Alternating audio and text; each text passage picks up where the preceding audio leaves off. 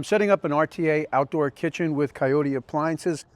As you can see, I've got the majority of the project done. I ended up extending the patio with a concrete slab. Over here, I'm pouring a pad for the Coyote Asado smoker. And to get started, I made the form, and then I used the form to mark out where I needed to remove the sod and then some of the soil, and then put the form back in place and leveled it. That's where you really want to take your time. Make sure your form is nice and level. And you do that by making stakes.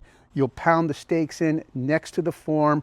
Then once everything's level, just drive a few screws through the stakes and into the form. Once the form was level, I put down a few bags of all-purpose stone for drainage, tamped that down, and now I'm ready to start mixing some concrete. Unfortunately, they only had 80-pound bags at the hardware store. It's a little more difficult to work with than 40 pounds. But it'll get done. And according to ChatGPT, I'm going to need just about 4 80-pound bags for that size slab. If you've never mixed concrete before, it's definitely a workout. So just know that getting into it.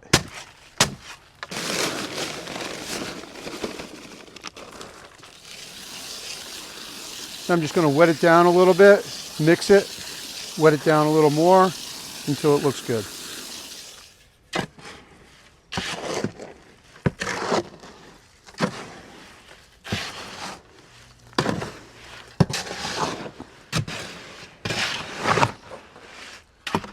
All right, that looks pretty good. When I dump this, I'm going to be careful to not hit the form.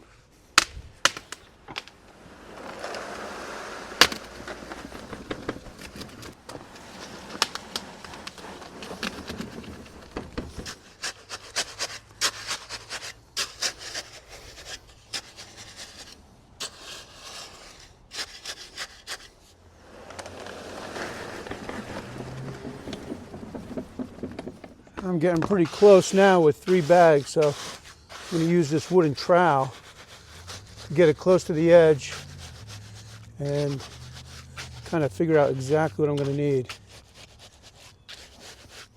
Might already have enough with just 3 bags. Yeah, I just need just a little bit more, maybe a half a bag.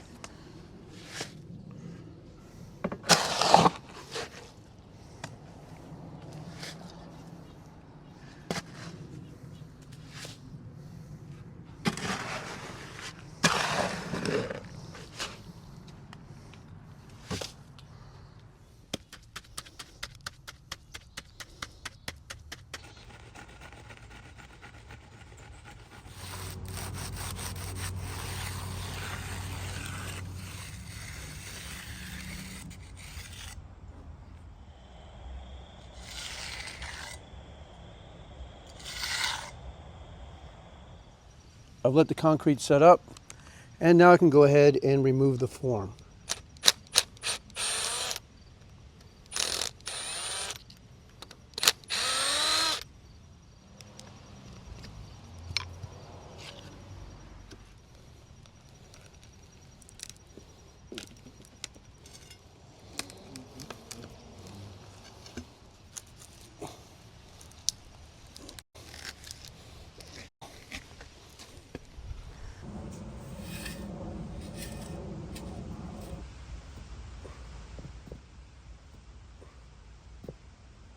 Okay, well, it's been a few months and the slab has held up really well. We've had a cold winter here in New Jersey, a lot of snow, a lot of cold temperatures.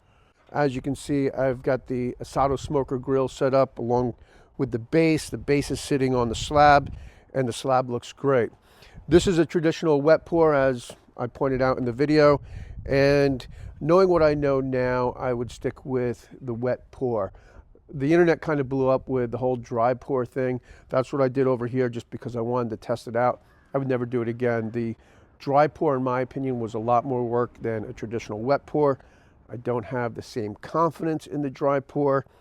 And it's just a lot easier to put an edge on a wet pour than it is a dry pour. So if you've been wondering whether or not you should go with the dry pour or wet pour method, my advice is stick with the traditional wet pour.